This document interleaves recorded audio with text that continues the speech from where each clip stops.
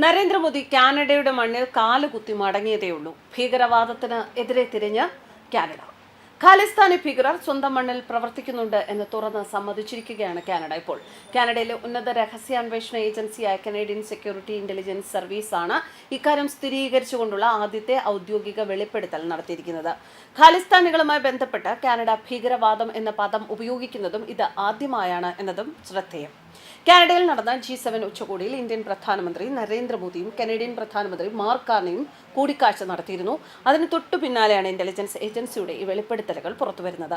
2020 മുതൽ ബ്രിട്ടീഷ് കൊളംബിയയിൽ ഖാലിസ്ഥാൻ ഭീകരൻ ഹർദീപ് സിംഗ് നിജ്ജാറിന്റെ കൊലപാതകത്തെ തുടർന്ന് നയതന്ത്ര ബന്ധം വഷളായി. ഈ നയതന്ത്ര ബന്ധം പുനഃസ്ഥാപിക്കുന്നതിനുള്ള ഒരു സുപ്രധാന ചുവടുവയ്പ്പാണ് ഈ കൂടിക്കാഴ്ചയെ കാണുന്നത്.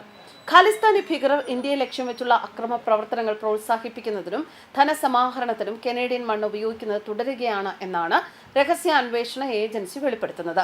ഏജൻസിയുടെ ഏറ്റവും പുതിയ വാർഷിക റിപ്പോർട്ടിന്റെ ഭാഗമായി പുറത്തുവന്ന ഈ വെളിപ്പെടുത്തൽ കാനഡയ്ക്കുള്ളിലെ വിദേശ ഇടപെടലുകളെയും ഭീകരവാദ പ്രവർത്തനങ്ങളെയും കുറിച്ചുള്ള ആശങ്കകൾ ശരിവെക്കുന്നതാണ്.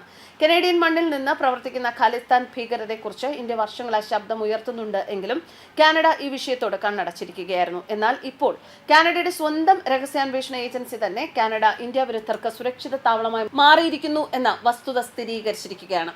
കാനഡ കഴിഞ്ഞ കുറച്ചു വർഷമായി ഇന്ത്യക്ക് പല തരത്തിലുള്ള തലവേദന ഉണ്ടാക്കിയിട്ടുണ്ട്. പൗരത്വ സമരത്തിലും കർഷക സമരത്തിലും ഇന്ത്യയുടെ ആഭ്യന്തര വിഷയത്തിൽ ഇടപെട്ട് കാനഡ സർക്കാർ തന്നെ വിമർശനം നടത്തി. അന്നേ നരേന്ദ്രമോദി നോട്ടം ഇട്ടുവെച്ചതാണ് കാനഡയും കാനഡയുടെ ഭരണാധികാരികളെയും. ദില്ലിയിൽ G20 വന്നപ്പോൾ തന്റെ എല്ലാ പിണക്കവും കാനഡ പ്രധാനമന്ത്രിയോടും സംഘത്തോടും അന്ന് നരേന്ദ്രമോദി പ്രകടമാക്കിയിരുന്നു.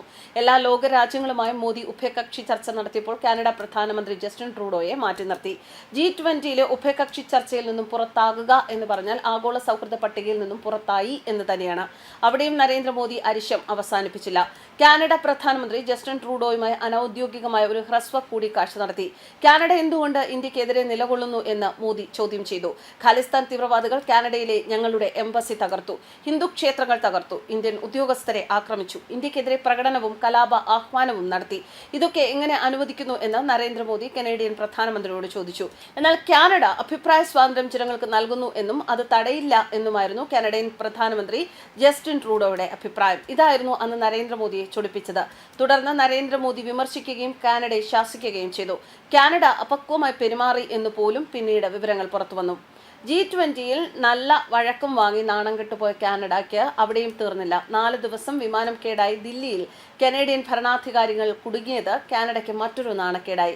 ഇത്രയും ദിവസം ദില്ലിയിൽ കാനഡ കുടുങ്ങിക്കിടന്നതും പോകാനാകാതെ വന്നതുമൊക്കെ തിരിച്ചടിയായി. ലോകത്ത് പാകിസ്ഥാൻ ഒഴികെ മറ്റൊരു രാജ്യവും കാണിക്കാത്ത പരിപാടികളാണ് കാനഡ ഇന്ത്യക്കെതിരെ ചെയ്തത്.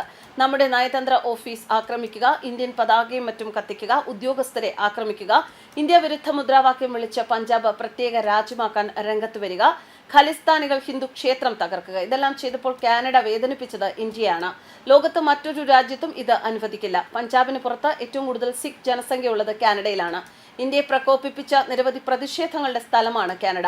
ഇന്ത്യയുടെ നിലപാടിതാണ്. കാനഡയിലെ ഒരു വിഭാഗം പഞ്ചാബികൾ വിഘടനവാദം പ്രോത്സാഹിപ്പിക്കുകയും ഇന്ത്യൻ നയതന്ത്രജ്ഞർക്കെതിരെ ആക്രമണം പ്രോത്സാഹിപ്പിക്കുകയും നയതന്ത്ര സ്ഥാപനങ്ങൾ നശിപ്പിക്കുകയും കാനഡയിലെ ഇന്ത്യൻ സമൂഹത്തെയും അവരുടെ ആരാധനാലയങ്ങളെയും ഭീഷണിപ്പെടുത്തുകയും ചെയ്യുന്നു. എന്തായാലും നരേന്ദ്രമോദി ഇപ്പോൾ നേരിട്ട് കാർണിയെ കണ്ടതിന് ശേഷം എല്ലാ കാര്യങ്ങൾക്കും ഒരു മാറ്റം വന്നിരിക്കുകയാണ്. ഇത് തന്നെയാണ് ലോകരാഷ്ട്രങ്ങൾ ആഗ്രഹിച്ചതും ഇന്ത്യ ആഗ്രഹിച്ചതും. കാനഡയിലെ ഇന്ത്യൻ സമൂഹത്തെ ഉപദ്രവിക്കരുത് എന്ന ഇന്ത്യയുടെ ദീർഘനാളായുള്ള ആവശ്യമാണ് ഇനി സഫലമാകാൻ പോകുന്നത്.